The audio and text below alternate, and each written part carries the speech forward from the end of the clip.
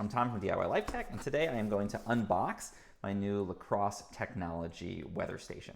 So I'm super excited to use this. I want to monitor the weather in my home and the weather in the backyard, and this allows you to monitor both of those. So let's go ahead and open up the box here, and we'll just take this out.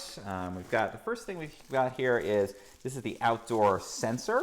So I can use this to monitor conditions outside, and it looks like it's got a little compartment in here where I can put in batteries, and then I'll put this outdoors to do my outdoor monitoring. It says remote sensor, temperature, and humidity. So great to have that ability to do indoors and outdoors, and it has a little mounting point where it looks like I can attach it to a wall there too.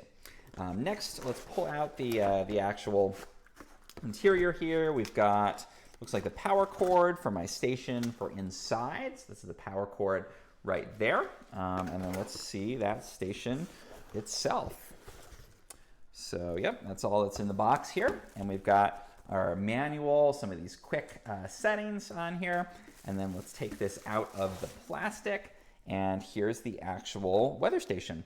So this will plug into the wall. I'll get a readout with all of my different weather stats. It's gonna sync over to this outdoor piece as well, so I can get the outdoor weather, indoor weather. It's got barometric pressure and all kinds of other things, and I'm really excited to set that up. This is going to open actually on the back here. It looks like we power this again with those AA batteries, and this will stand up on my countertop so I can get all that weather data. So that's the Crosse weather station right there.